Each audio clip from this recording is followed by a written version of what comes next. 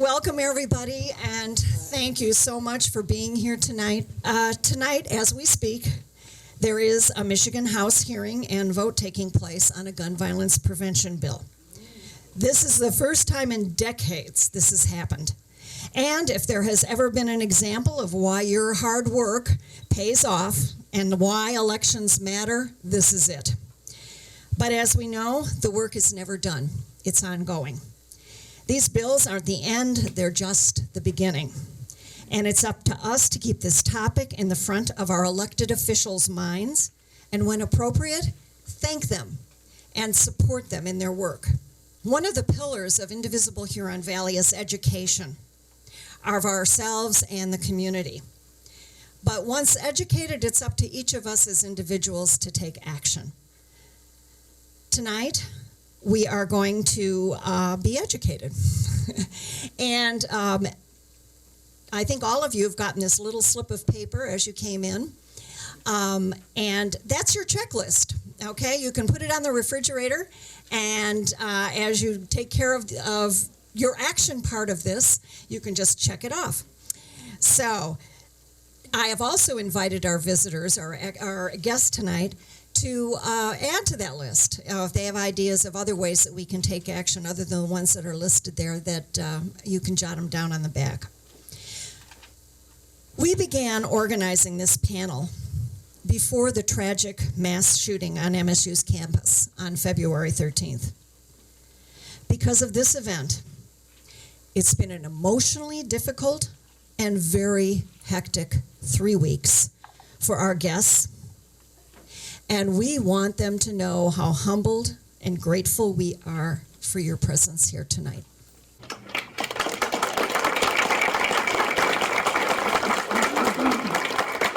Our panel is made up of an elected official, advocates from 4 different gun violence prevention groups, and you'll also hear the voices of survivors. Survivors of gun violence who have courageously turned their trauma and pain into action so that others won't have to experience what they have had to endure, continue to endure daily. We'll hear from each of them. Then if time is, we'll open the audience up for questions. Please save your questions, however, until all our guests have spoken. We'll start with our elected official tonight. I invited Gwen Markham, Oakland County Commissioner, to be here tonight for 2 reasons. At a recent Moms Demand Action meeting, I recently heard another commissioner talk about the way that they are addressing gun violence at the county level. And to be honest with you, I had no idea they were doing all those things, and I thought we should know about that. The other reason is that Gwen and I have some history working on this issue. Way before she ran for elected office, back in the early 2000s. Thanks for being here, Gwen Markham, County Commissioner.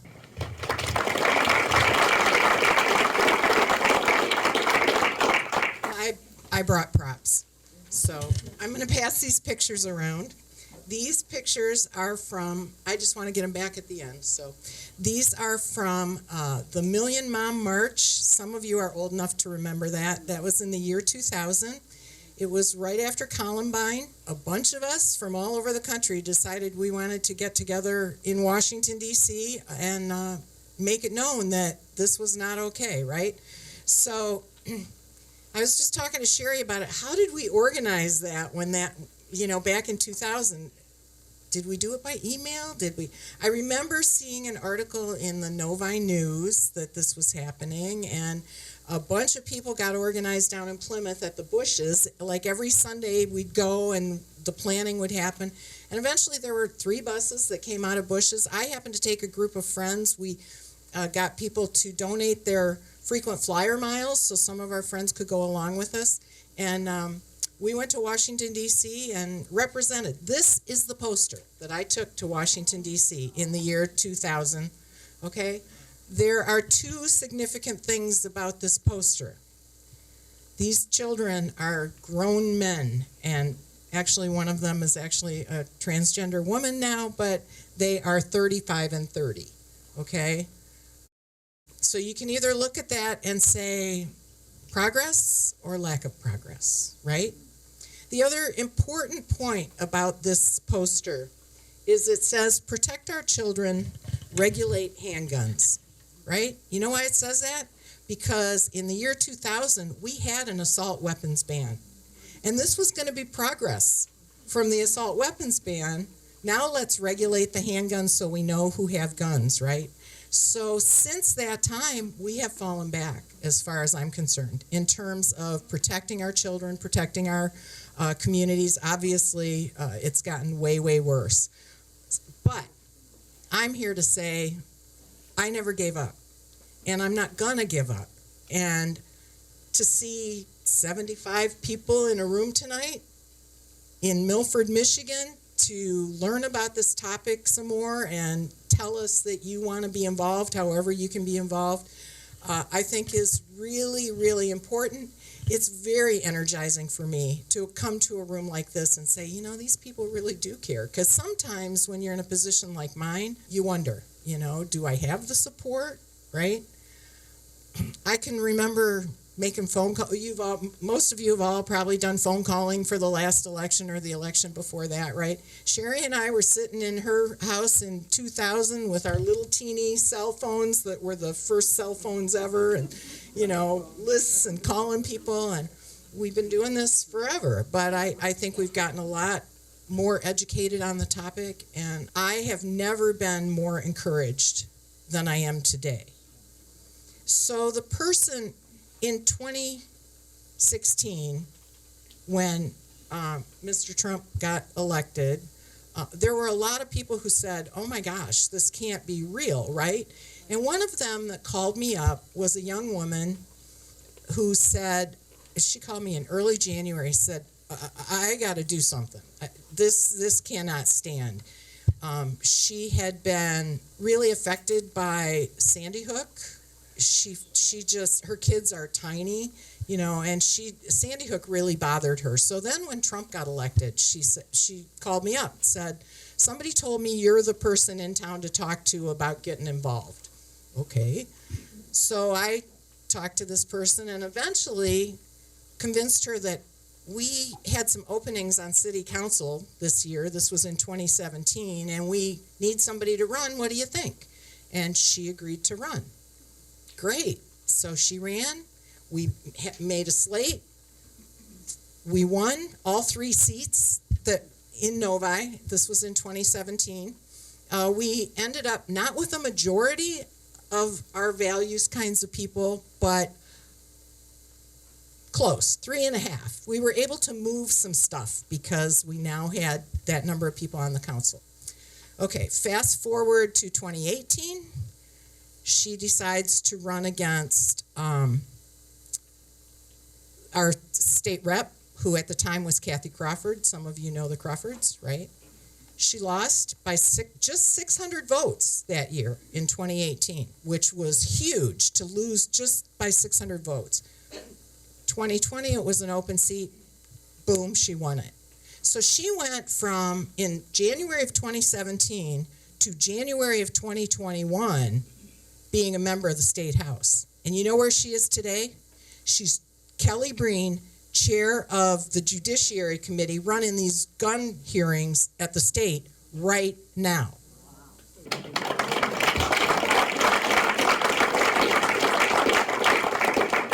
I tell that story because, first of all, she really inspires me, right? And anybody can do it with enough desire and support and getting out there. Now, Kelly Breen, let me just say, she knocks more doors than anybody I've ever met. She earned every bit of that seat. But it can be done. And when we stand up and do the work, we can make change. I am so proud of what's happening in Lansing, and I feel like I have a piece of it because I started out doing this and I've been doing it ever since. To tell you a little bit about what's going on at the county, because the county doesn't have a lot to do with guns. It's all state and federal legislation. But what we did do this year was we had a gun buyback. We took some of the American Rescue Plan money and agreed to do a small pilot program. I'm going to just pull up real quick on my phone the statistics. we had $52,500 set aside to do a gun buyback. We partnered with 7 police departments in Oakland County. Each police department got $5,000 out of that to buy gift cards, and then we gave the extra $2,500 was to pay the police for doing the work, right? $52,500. We had 353 guns turned in a 2-hour time period. 2 of them had been used in crimes. 5 of them were assault rifles. We ran out of gift cards, and people were turning in the guns anyway. They just said, I think we had 200 gift cards, and 353 guns got turned in. People said, I want to get rid of this gun that's in my house. We all have heard all the statistics. So we're going to try and do that again. It's my understanding that at the state, who is it? Let's see. Representative Sharon McDonald has drafted legislation for a statewide gun buyback $2 million grant program. So we know gun buybacks work, and they're voluntary. You know, you're turning in a gun you don't want to have anymore, so that's all positive. I guess that's what's happening at the county. We're really trying to coordinate what's going on in our communities with what's going on at the state. But I appreciate y'all being here. If you have more questions for me later, please let me know. Enjoy our silly pictures and the mom jeans. That was my favorite part of those pictures. Thanks very much. Thanks, Gwen. So I don't want to be too redundant here after what Gwen said about the Million Mom March, but one morning in the year 2000, I was in my classroom at Brooks Elementary listening to NPR and waiting for my 5th graders to arrive when I heard the news about a little girl named Kayla, a kindergartner at a school just north of here, near Flint. And she was shot by another 5-year-old who brought a gun to school that he had found in his parents' house. That day, I signed up for the bus to Washington, D.C. That was 23 years ago. And most of the women that were at that march were there because of Columbine and some of the other things that had been happening. At that time, gun violence was an epidemic, continued to be an epidemic in communities of color. But sadly, it took a high-profile coverage of a white suburban high school to get the issue into the mainstream. And as Gwen has said, for the next 10 years, we worked without internet and without social media to get the word out. That day, we got on the bus, and we were pumped. But we were so naive. Oh, everybody's going to want to, have gun legislation. I mean, this is, no problem. This has got to be done. We had no idea what it was going to be like walking head-on into a gun culture and a powerful gun lobby. We didn't even know they existed. We testified at hearings like those that happened last week, but we were only able to speak up against bills, not for bills like the present. Again, elections matter. The goal, of course, is create a Michigan where those groups are no longer needed. But in the meantime, we can join a second and a third generation of groups, support them, and advocate together.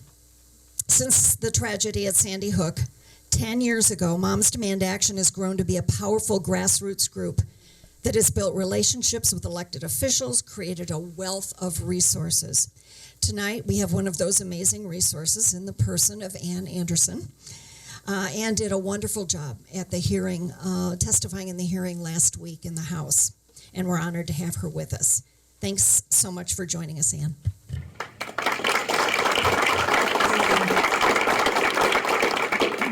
Hello, my name is Ann Anderson. I'm a volunteer with Moms Demand Action for Gun Sense in America. And as was said, it's a grassroots movement of Americans fighting for public safety measures that can protect people from gun violence. And we do that a number of ways. We recognize that gun violence is a multifaceted issue, and we seek to address it in many ways. We seek legislative solutions, but we also seek educational and community-based solutions. You don't have to be a woman or a parent to be part of Moms Demand Action. You just have to want to do something about gun violence. We all come to this movement in different ways. Moms Demand Action, as was said, was started after Sandy Hook. I came to Moms Demand Action officially in March 2018 after the Parkland shooting because I needed to do more than just talk about these things. I needed to do something. That's in one sense. In another sense, I've been on the path toward this movement for far longer, something that I suspect is true of a lot of us. I've had minor brushes, incidents here and there with gun violence. Last week, as I testified, I talked about me being in a building that had an active shooter. I can assure you that hiding from an active shooter, even if you see or hear nothing, even if it turns out that you were never really at risk, is absolutely terrifying. And it is something that our young people now live with all of the time. Run, hide, fight. It's a concession. It's treating our rising problem with gun violence like there's nothing we can do. And that's just not true. So I'm committed to changing things for our young people and for all of us. Tonight, I thought I would share some, and I'm the one with the presentation, sorry. Tonight, I thought I would share some gun violence statistics for people who don't know the scope of the issue, and also give you a breakdown of some of the legislative matters that are happening to reduce gun violence in this state, or that we can take, the further steps that we can take. So first off, if you want to ever contact me after this, my email is right there on the bottom.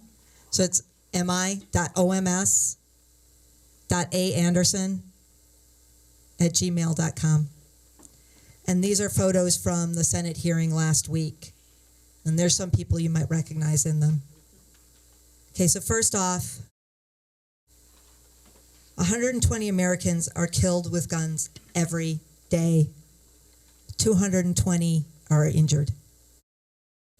Firearms are now the leading cause of death of American children and teens, although they've long been the leading cause of death for African American children and teens. We tend to think of gun deaths, we think of the mass shootings, particularly the mass shootings at schools.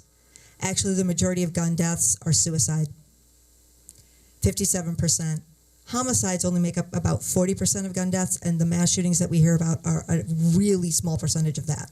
In Michigan, in an average year, 1,382 people die by guns, a rate of 13.7 deaths per 100,000 people.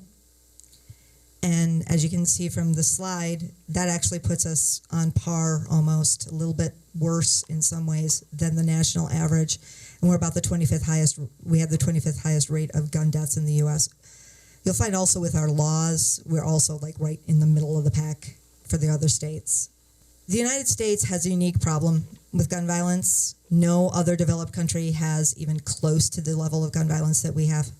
National Gun Violence Survivors Week is the first week in February because by that week, normally the United States has had more gun deaths than any other developed nation will have in the entire year. And because of that, that leads to a very lethal intersection with suicide and domestic violence. So, as it says, across all suicide attempts without a gun, 4% result in death. When a gun is involved, the number skyrockets to 90%. Firearms account for more than 50% of suicide deaths, but make up less than 10% of all suicide attempts. This is letting you know it is the guns. No matter what anyone tells you, it is the guns. Access to a gun makes it 5 times more likely that a woman will die at the hands of a domestic abuser. And in more than half of the mass shootings, the perpetrator shot an intimate partner or family member. A lot of mass shootings start as a domestic violence issue. Firearm death rates also impact different ethnic groups and different other subgroups in our culture, disproportionately. So, as you can see from these charts, African Americans, both men and women, and Native Americans, both men and women, have suffered disproportionately from gun violence and gun deaths. I could throw up probably similar charts for people in the LGBTQ plus community. So this is a big issue. It doesn't affect everybody the same. to get into some of these numbers ethnically. So that means that an African American is about 12 times more likely to die by gun homicide than a white person. Meanwhile, Native Americans are 2.2 times more likely to kill themselves by gun suicide than a white person. But the good news is that better gun safety laws mean less deaths. They really do save lives. And so I'm going to talk about some of what's going on that front. So there's a lot of new bills that have been introduced, many of them in the House where there isn't a Senate parallel, and I'm just going to go over some of them. The first one that I've got up there, it's prohibiting firearms in polling places and in places where votes are counted. And it's got with that, I think the 4129 is something to prevent people from intimidating people at those places. So it's all part of a whole package to kind of try and make our voting process fair, more fair. That one has had at least one hearing. That was also last week, and has been referred to the House floor for what they call a second reading. That's when it would get debated on the House floor. Amendments would be added. It's not up for the final vote yet, but it's on the way toward it. House Bills 4149 and 4150 would prohibit firearms on buildings owned or leased by the state, whether you're a concealed carry or an open carry person, which is actually significant. Our laws are kind of weird about that. So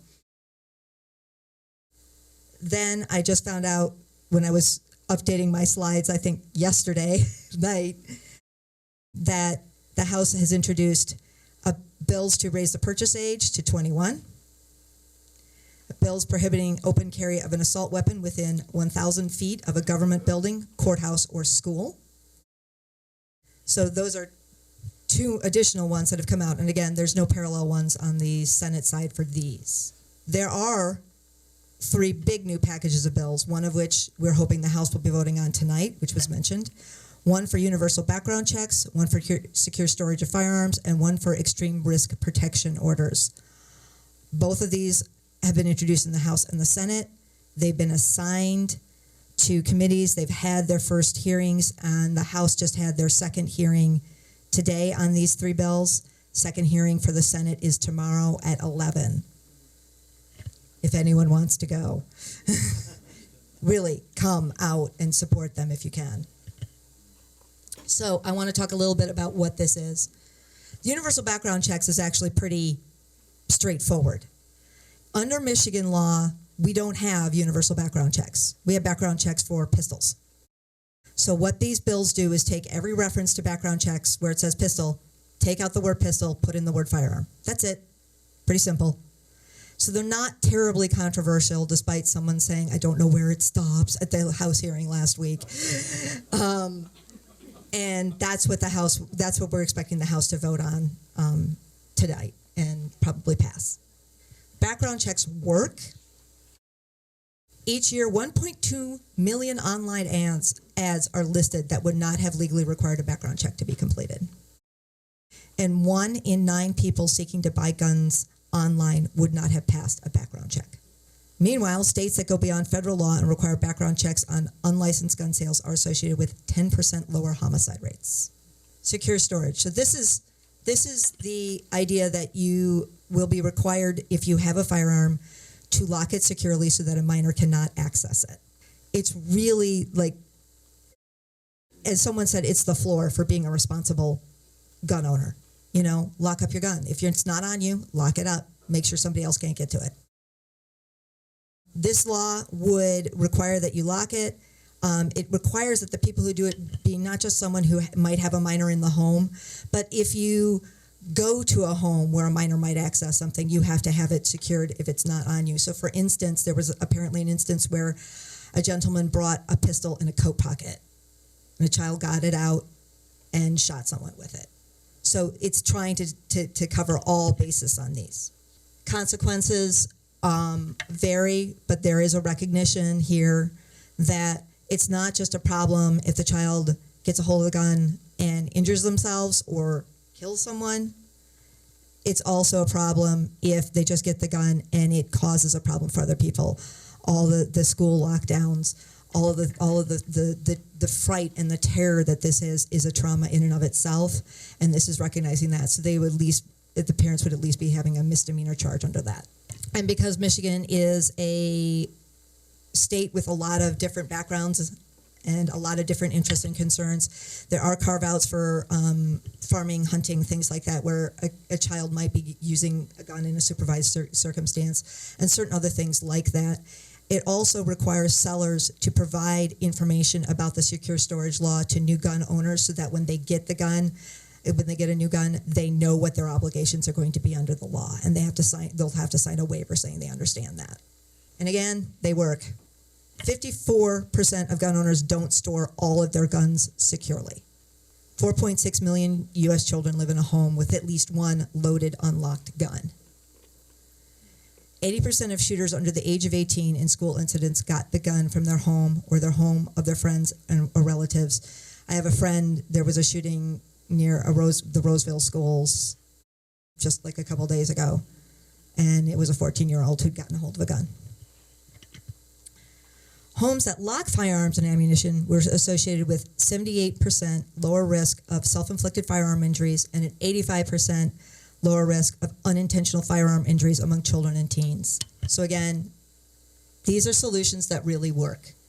Now, extreme risk protection orders, these are the red flag laws people talk about. So this would be giving people who are close to someone who recognize that that person is in crisis and poses a danger to themselves or others, gives them a chance to go to the court, get an order that would prevent them from possessing guns or buying guns for about a year. So it's a temporary order. And there will be court forms that someone can easily fill out. And there are protections within this law that will protect the individual rights. So when they talk about due process, there's due process provided for here and so forth. And one of the ways they protect individuals is who can file. It's not just anybody. It's not your disgruntled neighbor. It's a spouse, a former spouse, a co-parent, someone in a dating relationship, because we recognize that, again, that domestic violence intersection is a problem. Someone who lives with the person, a family member, but also law enforcement or mental health professionals. And that's really, really also important, because sometimes law enforcement may go into a situation and they may recognize that there's a problem, but right now there is not much they can do under the law. The main thing is that there are, like I said, the due process, and that the result of, if an order is upheld, they can't purchase a firearm or possess the firearm, and they can't get a concealed weapon permit. And like I said, it expires in 1 year. And in order to protect people, again, one of the things that they have here is they have protections against if someone abuses this process and does this against someone maliciously where there isn't really a basis for it. So if you file a false complaint, there are penalties. So this is, again, designed to make sure that this is not abused. This is a law that's been refined and refined and refined over the years. And it's had a lot of input by a lot of stakeholders. Extreme risk protection orders also work. In 56% of mass shootings, the shooter exhibited dangerous warning signs before the shooting. 2 states that have had these laws for more than 10 years at this point in time, Connecticut and Indiana. Connecticut has seen suicide averted in approximately 1 out of 10 gun removal cases, and seen a 14% reduction in its firearm suicide rate, which is huge.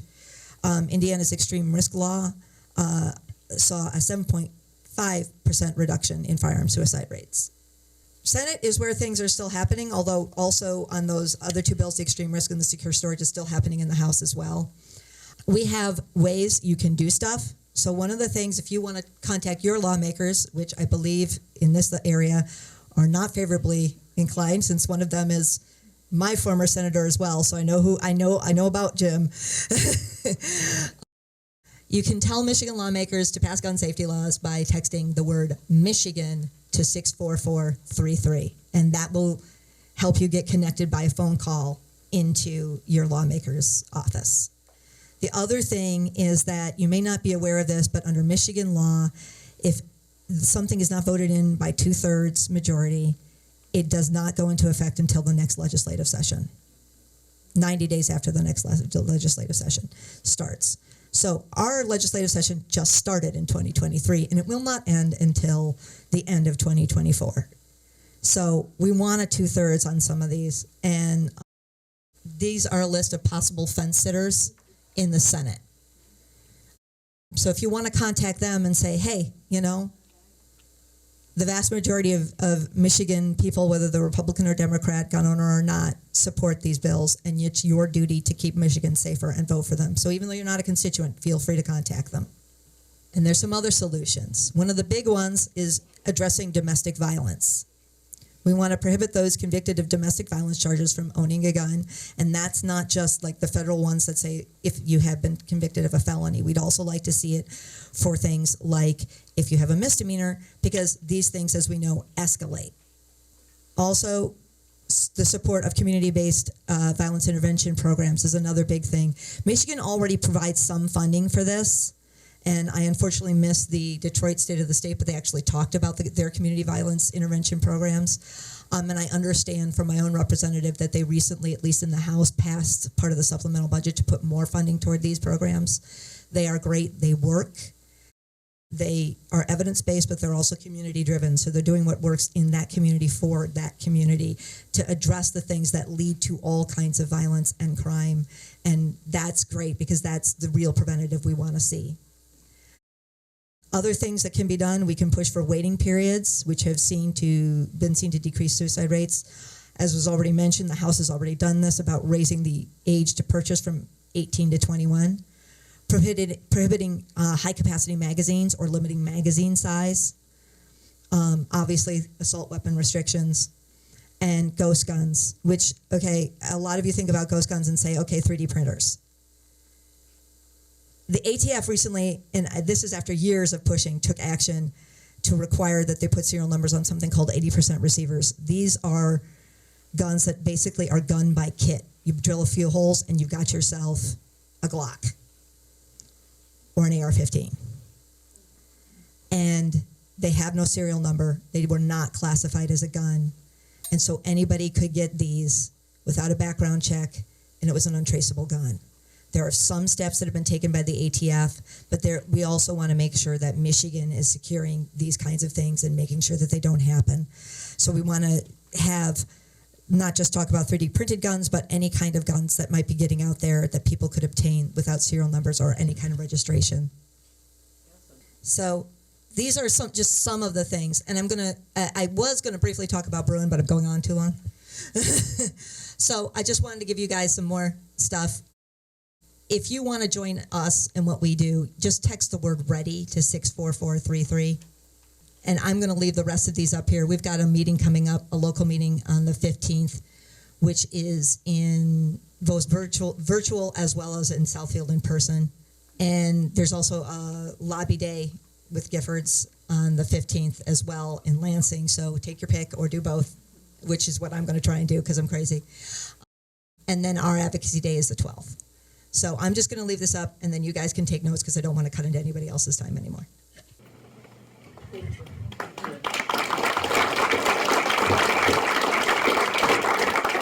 Many of us in this room are retired educators or current educators. Our remaining panelists have lived through what we as educators, parents, and grandparents believe to be the unthinkable. But they're here. They're here for their own individual reasons, certainly. But the fact that they are here, willing to bear witness and advocate for common sense laws is remarkable. Moms Demand Action and Brady, which is the parent company of Million Mom March we spoke of, are both part of End Gun Violence Michigan, a coalition of groups fighting against gun violence. Because of that, I've had the privilege of meeting Lauren Jasinski, a woman who wears many hats, or let's say many t-shirts.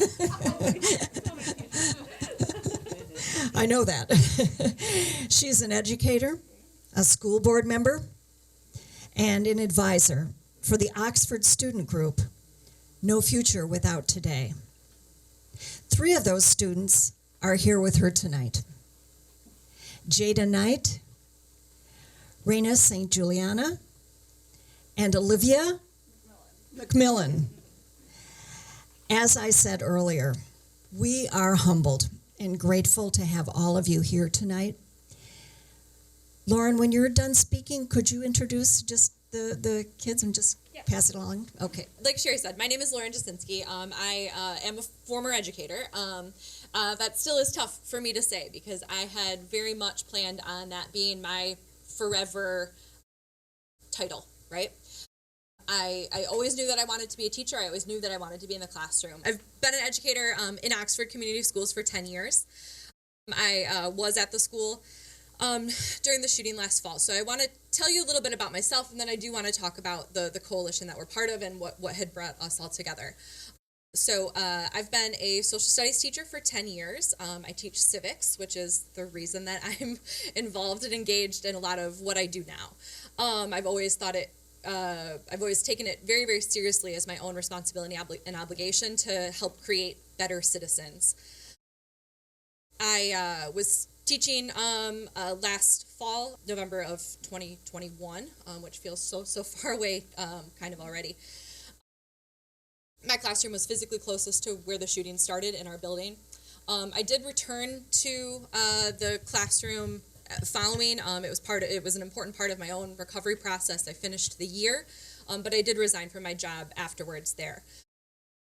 One of the things that I chose to do with my energy and as part of my own recovery plan was that I ran for office. And so I mounted my own campaign.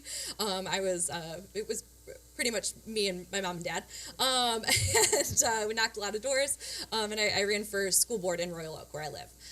And so that was an important way for me to still be connected with schools and in education, but hopefully have an influence in a slightly different way and to use my expertise. So while I'm not somebody that is allowed to make these types of laws that we're talking about, I do still play an important role in school safety, and I do still play an important role in advocacy. From the seat that I can, we can talk a little bit about passing gun safety laws at the school board level. There's a fantastic program called Be Smart that advocates for gun safety and safe storage that actually doesn't even get into any of the legislative side of this at all, that it just encourages gun owners to be sensible and responsible with their guns.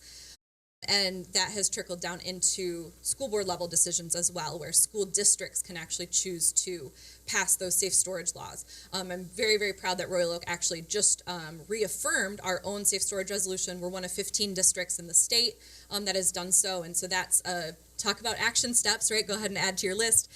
If the school district that you're a member of doesn't currently have one of those, that's a great way to advocate for this at a very, very local level. Yeah.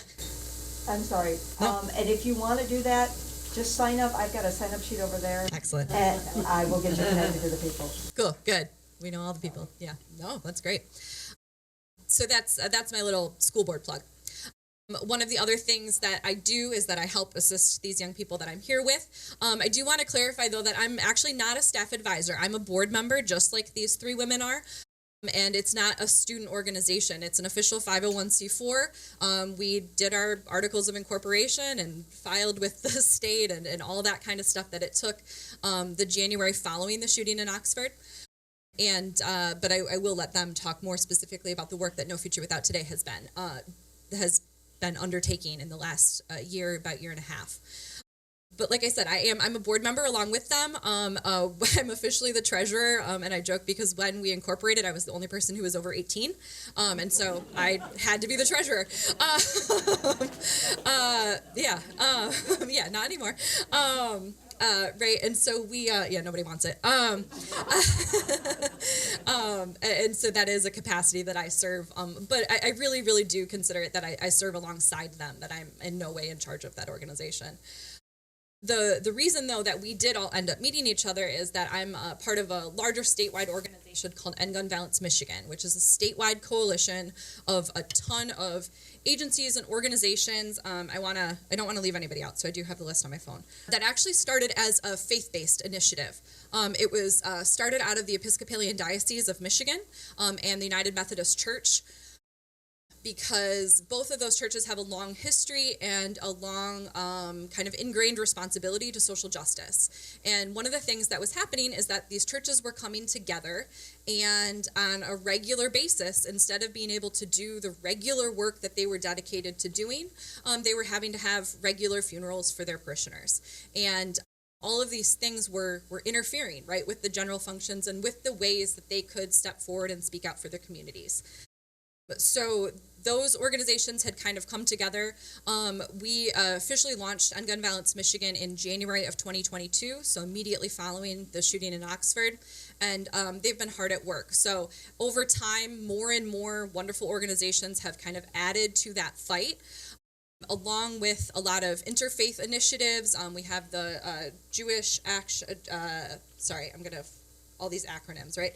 Jewish Community Relations Coalition, as well as Temple B'nai Israel. We have Interfaith Action, League of Southwest Michigan. In addition to all of those faith organizations, we also have kind of the usual suspects, right, of gun violence prevention work, including Brady, Moms Demand Action, Giffords, as well as Giffords Gun Owners for Safety, which is two kind of separate but related organizations. And then we also have a ton of community organizations that have come together where gun violence prevention wasn't always their number one purpose, but they're seeing all of the ways that it impacts their community. So different community groups like the Charles Reed Foundation, which is Mia Reed's community center in Detroit, if you guys are familiar with her, Michigan United, Amnesty International, Oakland Forward. We also have the support and action of both of the major teaching unions in the state. Both AFT Michigan and the MEA are supportive of our efforts. We also have the Michigan Coalition to End Domestic and Sexual Violence, which is where a lot of the domestic violence initiatives come from within us. And then we also have a growing number of physicians that are signing on to support because this is a health epidemic as well. So the only reason that I wanted to make sure that I named and explained a lot of our coalition members is because our goal from day one was to prove to people that this was an everybody issue. One of the things that I've found a lot in the last year and a half in this work is that a lot of the advocacy is left on the shoulders of survivors, and that's too great of a burden to bear. So in terms of things to add to your list, I'm also here asking for your help, right? Your help and your support, that every single time that we speak about these things, every single time that we come to events, as difficult as it is for us, we are also creating roomfuls of brother and sister advocates. And that's the really important part of this, right? That we want you to leave being able to be equipped with some statistics, some feelings, some passion and movement to be able to talk about these things with some kind of authority to your neighbors and your family and your friends, because it's really important that we're not in this alone. And so the coalition really highlights that. It's not its own organization. It basically is a way for us to all make sure that we're working together and not stepping on each other's toes and advocating for similar things. We knew that there was going to be some potential with this legislature, and so it was a way really for a lot of statewide organizations to come together and prioritize, right, what we were asking for, at least first. We like to consider the things that made it into this first package of bills phase one. It doesn't mean that when they get voted on at the end of this month that we're going to go away. It just means that we're going to have a new set of asks and a new set of advocacy. We're very, very proud of the bills that have come forward. We're proud of legislators that have brought it forward. But as Micah Rector said in her statement in front of the Senate last month, Micah is a March for Our Lives advocate out of Detroit. They are a University of Michigan student, and she said in their testimony in front of the Senate that this is the floor, not the ceiling. And I think that that's an important thing for us to continue reminding ourselves of, that this doesn't mean we're going anywhere, and that we can celebrate some of this, but also know that we need to move forward with a lot of important legislation. In terms of End Gun Violence Michigan's initial priorities, they were the three that we keep hearing about: truly universal background checks, secure storage laws, both that would prevent accidental firearm injuries or deaths, as well as a way to prosecute those kinds of firearms that are used in the commission of a crime. and ERPO, extreme risk protection orders or red flag laws. In addition, we were right along the way asking for specific laws that would prevent people who had been convicted of domestic abuse to be prohibited from purchasing firearms.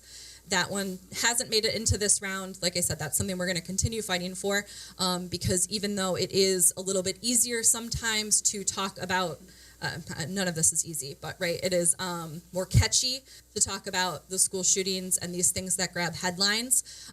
This type of violence is happening in communities every single day. It's affecting women every single day. I don't have a ton more statistics for you because Anne did a great job in covering. No, it's fantastic. I think it's really, really important. But one statistic that I do keep coming back to, just real quick before I pass the mic on, that I've come across in a lot of these speeches that I've been given lately, is that in 2020, when gun violence did become the leading cause of children ages 1 to 19, young people were 10 times more likely to die by a gun than they were from COVID, right? So if we can just take that in a little bit, right? And we can think about every single thing we did as a state to prevent COVID deaths, it really puts into perspective how little we are currently doing, right? About a problem that we are well aware of, right? This is not a mystery. And so I think that's an important stat along with some of our own stories. So yeah, I'm happy to, I'm anxious to get to some questions, but I want to pass on the mic to my three wonderful friends here. Like Sherry said, we're joined by Jada Knight, Reina St. Juliana, and Olivia McMillan. They are three of our board members of No Future Without Today, who is a coalition member of End Gun Violence Michigan, and they want to tell you a little bit about who we are, what we do, and probably add some things to your list as well. Hi, everyone. Thank you for being here. My name is Jada Knight, and although it does say I'm an Oxford High School student, I was actually not an Oxford High School student. So I've been an Oxford resident my whole life, but I was actually homeschooled all throughout high school. All throughout my entire education, which, so I joined No Future Without Today in August as our digital director. Anything you see on social media, that's me. And do you guys want to introduce yourselves, or do you want me to? Okay, this is Reina St. Juliana. She is our co-vice president and chief of staff. And this is Olivia McMillan, and she is...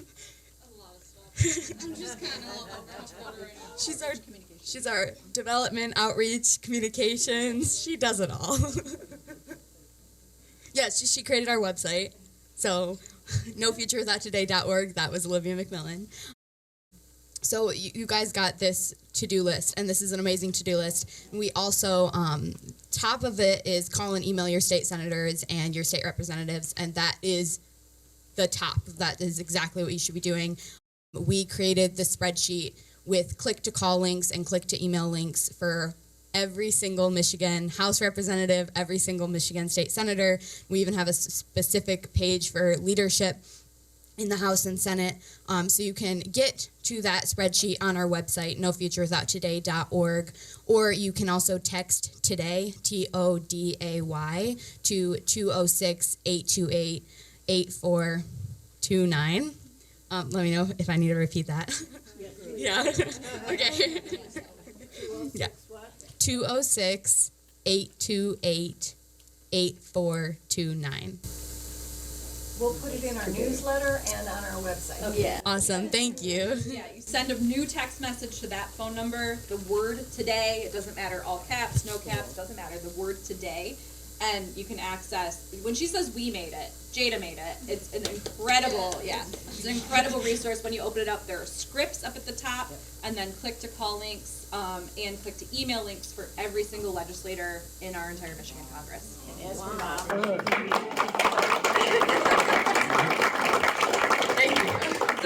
extreme. It's like you just click things and you call and the script is right. It's so easy. So many times like you're trying to find this over here and this over. It's all in one place. She did all the work for you guys. Thank you.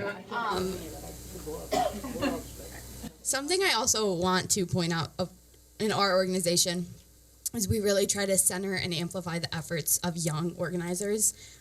This issue shouldn't fall on young people. Like, we should be living our high school experiences. But we're not, right? Because gun violence is the #1 killer of kids and teens in Michigan and in the United States. So I think that's really important, and I really appreciate seeing you all here today because adult allies are crucial to this fight. As the youth representatives in End Gun Violence Michigan, I'm the member of No Future That Today that is on our steering committee, and it always makes me really happy and really makes me cry to see adults, excuse my language, but giving a shit about kids' lives. Reina, do you want to say a little bit about what we've been up to in the last year? Not just the last 2 weeks, because we've been busy. Well, we've done like a few things, so if I forget some, sorry about that.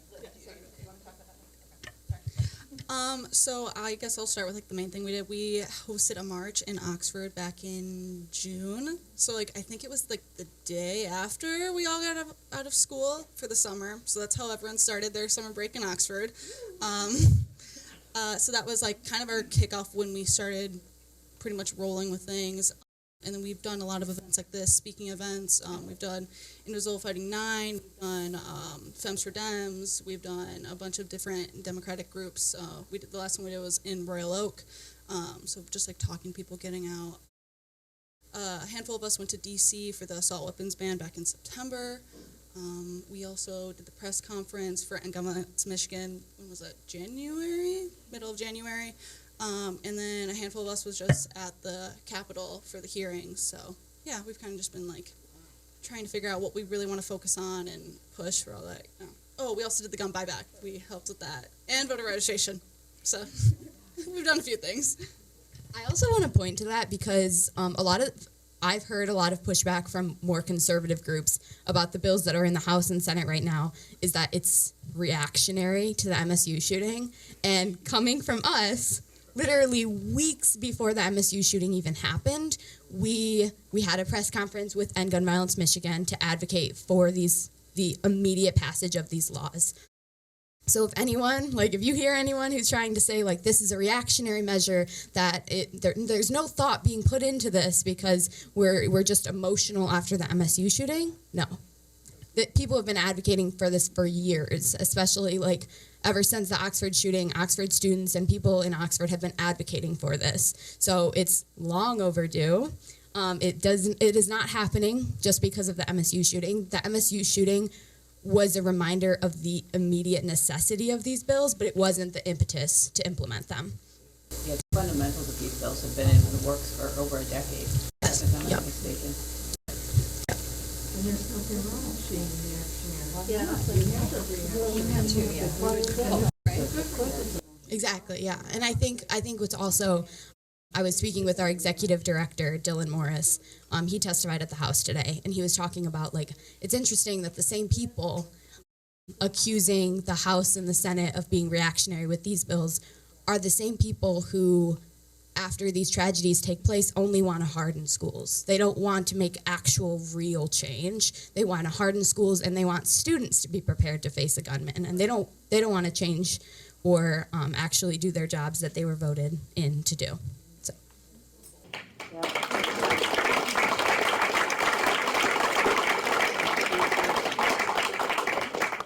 Yeah, so on March 5th, which is a Wednesday. I'm sorry. Oof. Yep. March 15th, on Wednesday of next week, there's a rally on Earth Action with Gabby Giffords. So it begins at 11 a.m. sharp. Make sure you're there at 10:30 if you can. Our other co-vice president, Maddie Johnson, will be speaking, and it'll be a really powerful demonstration to just show the immense support that this has. Gabby Giffords is an amazing advocate, and so we really appreciate her coming up to Michigan to support these efforts, especially support the efforts of students. And then on March 23rd, got the date right that time, there is a rally with March for Our Lives. It is in commemoration of their 5 years as an organization, and because Michigan is a battleground state in terms of our political leaning, Lansing is one of the locations for their 5-year commemoration rally. So that is on the Michigan State Capitol at 4:30 to 6:30. You can visit their website, marchforourlives.com, to get more information on that. But that will be another really powerful demonstration. Now we have a website, so I gave you the website, but I will put these up there. They have a QR code that you can scan that will basically take you to our link tree, which actually will take you to our spreadsheet too, and it will take you to our website and our social medias, and you just open the camera app on your phone and scan this, and it will take you to that website. It also gives you a little more information, brief information, but about who we are as an organization, what we stand for, and like what our priorities are, which right now are safe storage, red flag laws, universal background checks, and magazine capacity limits, as well as expanded mental health resources for students, but especially survivors of gun violence. Well, first, something important is also like regarding school shootings and such, kind of making sure that there isn't this mental health stigma attached to perpetrators also.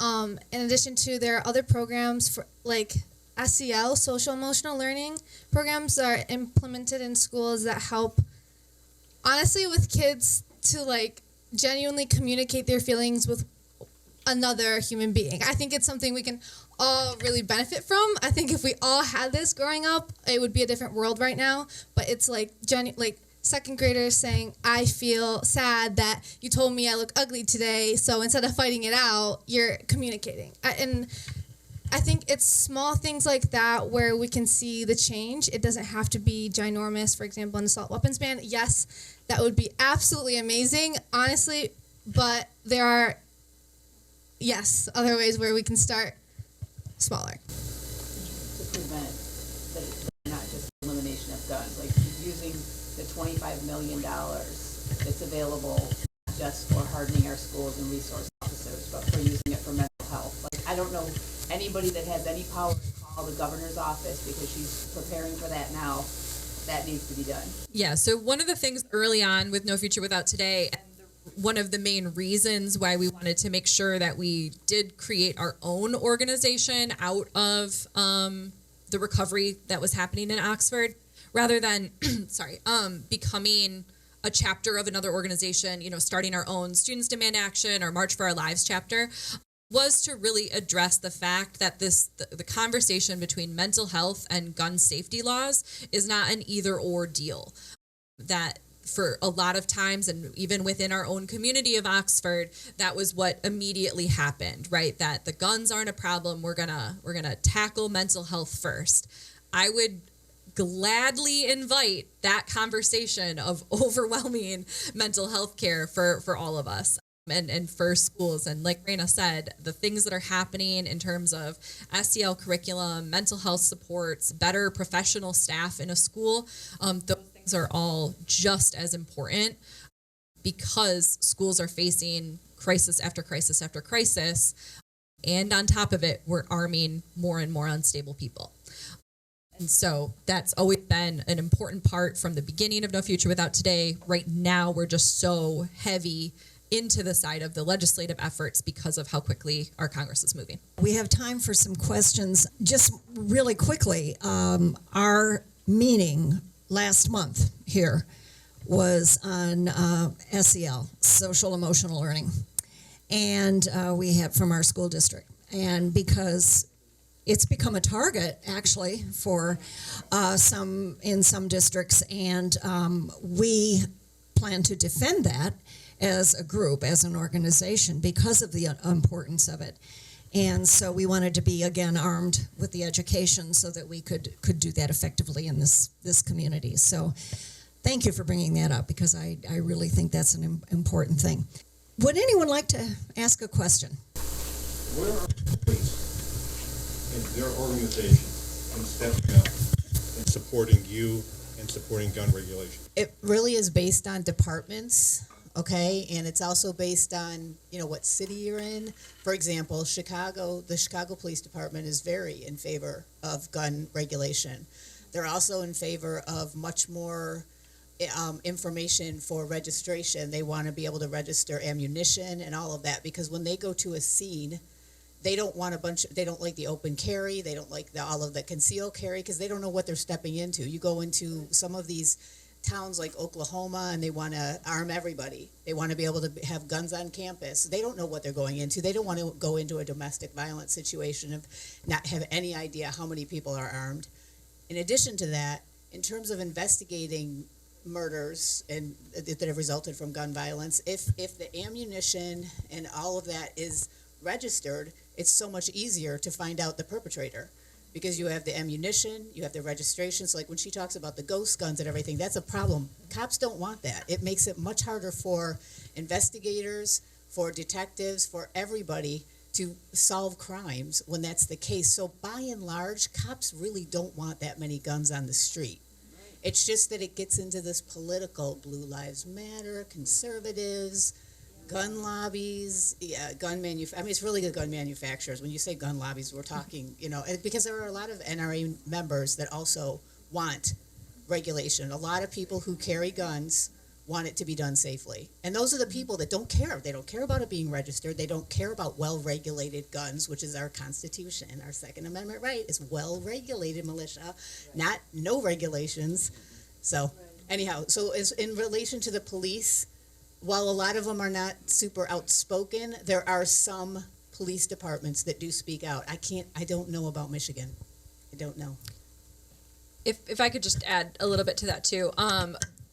In terms of like things that we need as a coalition and as advocates, if you do have friends, family members, loved ones, if anybody in this room is a law enforcement officer of any kind, right, that you work for a prosecutor, you are a police officer, you are a school resource officer, you work in a prison, right? Any kind of law enforcement officer, we are desperate for the public support of those people.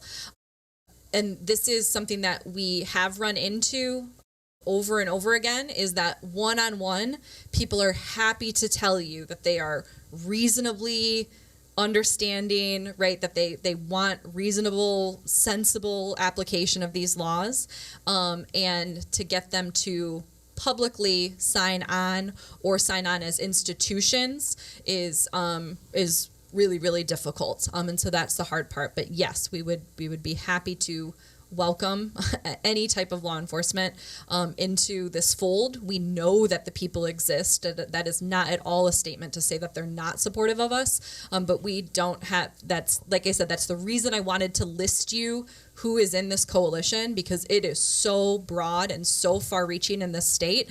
And it's a pretty glaring omission right now. And I just wanted to add, in addition to everything you said, that it also depends on the law. So, for instance, you might get more support for an ERPO, or the Extreme Risk Protection Order, or secure storage than some of these other laws from law enforcement. But, like Lauren said, we get a lot of stuff where it's like, this is what I want on a one-on-one conversation. Yeah, I totally agree with you. But then when it comes time to show up at the public hearings, it doesn't happen. And that's concerning. I will also add, because this is my understanding, so I could be wrong, but in the Oakland County gun buyback, there were partnership with various police departments. My understanding is Royal Oak, when they ran out, the police department went and got their own gift cards that weren't part of that budget that was given to make it go a little bit longer. And by the way, the pictures of the people lined up for that was an amazing program. And I can answer the question as well to the extent of the Senate hearings last Thursday. There were 4 county prosecutors. Karen McDonald from Oakland County, Kim Worthy from Wayne County was not there, but she had a conflict and she strongly supports all 3 of the gun laws. The prosecuting attorney from Ann Arbor, from Washtenaw County, Ellie Savitt, the prosecuting attorney from Genesee County, and the prosecuting attorney from Kalamazoo County, all strongly support this. So local police departments are very small, but what really matters also is county prosecutors. And there are a lot supporting these laws and appearing and speaking out for the passage of these bills. The one other thing regarding both ERPO and safe storage, one of the senators, Sylvia Santana, asked the prosecutors, what's the one thing that is not being done that we really need? And the Kalamazoo County prosecutors said, safe storage. Most of the crime that's committed with handguns, much of that is most of it is committed with handguns. And many of those handguns are stolen. They're not stored safely. So I hope that helps to answer the question. Thank you, Larry. Larry is active with the Moms Demand Action. Yes, I'm sorry. My name's Larry Lipton. I'm a colleague of Ann. I'm the statewide community outreach lead. So I'm happy to meet Ms. McMillan, who handles outreach. And I'll be in touch with IHV. Any leaders or community organizations in your geography, I want to talk to them. Any of them who share the values of reducing gun violence, we want to help. We want to support them. We have a whole lot of red moms shirts to show up and support.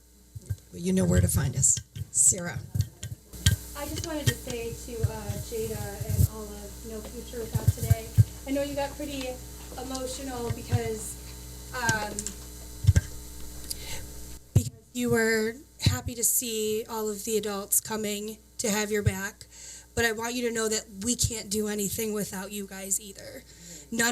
Literally none of these groups can get anywhere without the support of the youth and youth-led programs. So I'm so thankful that you guys are here to educate us on what you want so we can just be a voice behind you.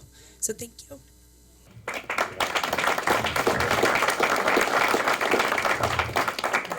Are there any other questions? Reina wants to add things to do. Okay. For action steps, so for at least school shootings and mass shootings, it's really important for the perpetrator's name and story not to be shared, so no notoriety. It's obviously important in the instance that it happens and for them to get convicted and such, for their names to be in the media, but other than that, there's really no other reason to be talking about them or sharing their pictures for at all, really. And then in addition to, if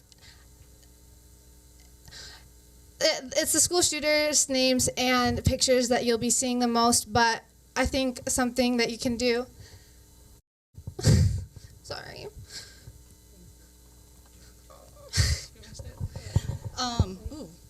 I'm gonna lean on to you. Sorry. Instead of sharing the shooter or names of any of that, focus on the victims and who were killed, because they're brothers, their sisters, their friends, their siblings, their kids, their lives got taken away, and the best thing that you can do is to remember them and share their stories, share their personalities, share who they were, because they don't get to do that anymore. Yeah, that's okay. Obviously, this is why we stick to a lot of facts when we speak, right? Because it is incredibly important for you guys to hear our stories. But it's also a deeply personal thing that we shouldn't be obligated to share over and over and over again, right? But when we are in public, we do always want to talk about our friends and our family members that we lost and our loved ones. The 4 students that were killed in Oxford are Hannah St. Juliana, Justin Schilling, Tate Meyer, and Madison Baldwin. Our organization, No Future Without Today, was formed out of close personal friends and family members of the 4 victims. And this is our way to heal. This is one of the many, many things that we need to do for ourselves as part of our recovery. One of my favorite things that Reina always says about Hannah is that the thing that makes us most sad is that you guys just don't get to meet her. Right. That there's not anything else that we need to say. We can share every statistic in the book, and we miss the people that we love.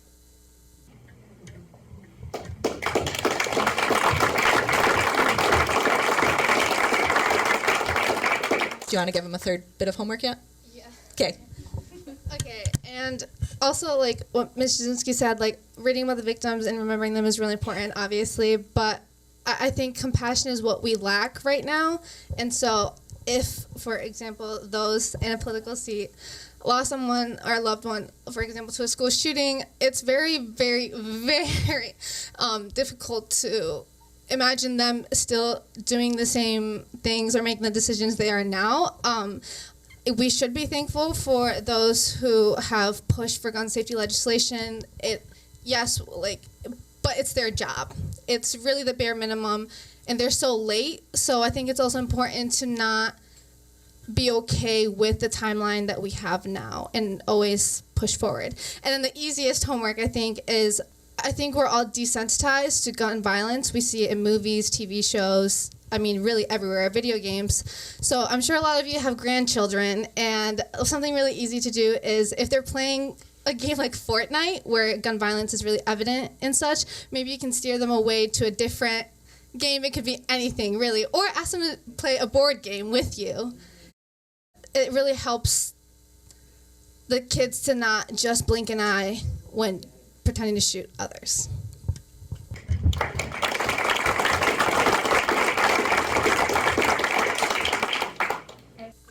I would like to make one point about, we've talked about, Sherry and I have been doing this for a really long time. And over that time, I have watched our society get more and more hostile to each other.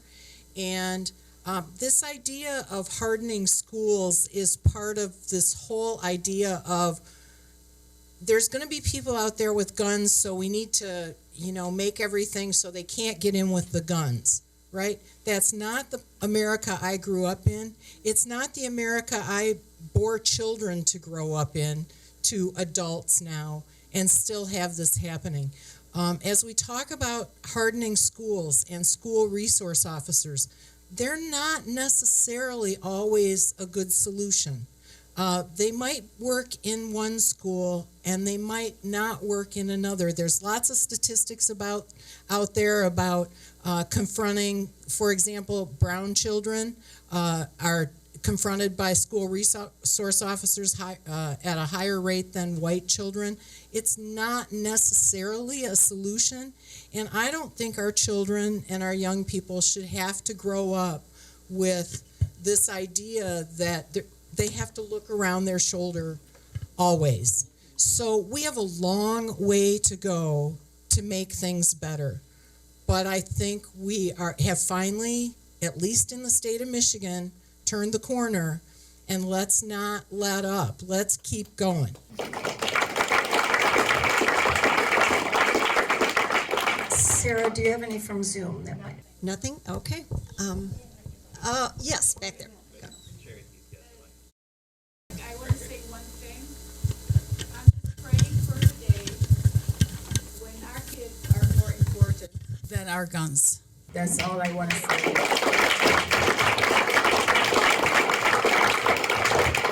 Larry? Yes, I want to thank the Oxford group and the End Gun Violence group and Sherry and Indivisible for having the SEL, the Social Emotional Learning presentation we had last time. But I want to remind people that school board elections, local elections, state elections, national elections, all of these things have huge impact. If any of you can have an impact on your friends and relatives voting, and this being one of the issues, but social emotional learning, our local school district lost 3 board seats to rather conservative members, let's just say it that way. If they had the majority, they would probably be looking at eliminating social and emotional learning. And that is so important, as I guess it's Reina pointed out. When we're trying to raise kids with values of dealing with conflict in elementary school, in middle school, in high school, and having people have a chance to voice, to talk to peers, to talk to professional staff, and to be educated in ways to resolve conflicts, this is really important. And if you lose school board seats, if you lose state representatives, if you lose whatever, you're going to lose all of that. And we gained so much last November. So I want to again thank them, thank Sherry and this Indivisible group for doing that. But if we don't act on it, if we don't vote, if we don't work for those individuals that are running for office, we lose it. Okay, we have time for one more question. I was at the Senate hearings last Thursday with Sherry and the group, and Runstead, he has to be defeated. I mean, it is just, he was the biggest pro-gun maniac there that day. And I'm sure Maddox is at the same level as he is. So we've got to have a change, and Sarah May is sitting over there right now. Does everybody know who she is? We got to get her elected. So whatever we can do to get rid of Runstead, it was awful. So that's all I have to say.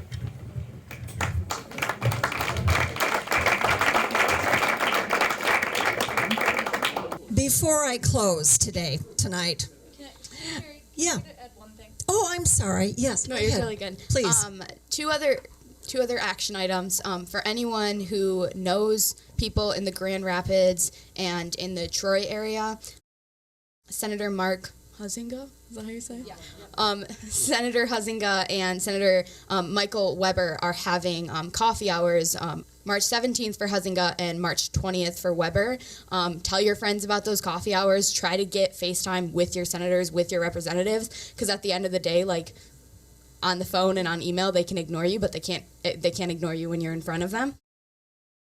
We personally are trying to get in contact with our Senator Ruth Johnson, but she is choosing to ignore us. So the other thing I want to add is we talked a little bit about how gun violence disproportionately impacts communities of color and Black and brown youth. And I want to, as we're uplifting our organization, No Future Without Today, and Moms Demand Action, I also want to uplift organizations like Congress of Communities and Community Justice Action Fund, as well as Detroit Area Youth Uniting Michigan, because this does need to be approached in an intersectional way to ensure that all communities are being protected from gun violence. So, thank you.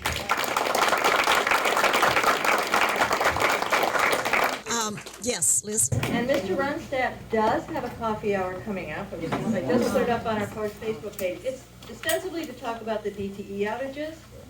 But since he tends to cancel his coffee hours when he sets them up, as we've all found out, it might be worth showing up there and asking a few questions that don't have anything to do with DTE. I mean, this is what he does. He goes to the soft edges, nursing homes and different things, and then works in a less obvious way to defeat us on all the other fronts. Before I close tonight, I just wanted to say that we've got two things coming up that you might be interested in getting involved in. Next Tuesday at Connie's house, we're going to have a text bank, and we're going to be hitting up the constituents of some of those folks that were on the screen. And we want a really good turnout for the Gabby Giffords our rally next Wednesday at the Capitol. If you would like to go, I'm hoping we get a nice contingent from this group. All the information you need to sign up is in the newsletter that you should have just gotten. It's going to be on our website. And if you you need a ride. If you aren't able to get yourself there, Liz has got a sign up over there. You can sign your name and your cell number, and we'll try to hook you up with somebody who can give you a ride next Wednesday. I'd like to thank everyone for coming tonight. I would especially like to thank our panelists, Gwen, Ann, Lauren, Jada, Reina, and Olivia. Thank you so much.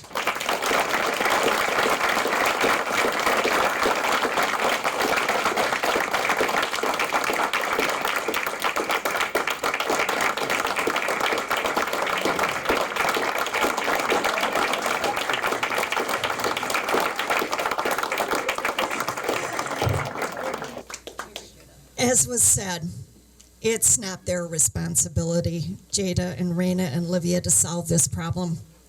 That's on us. Although it's too late for many, it's not too late for us to do our small part in fixing this national emergency. So get up tomorrow morning and start working on that checklist. Okay? Thank you all for coming.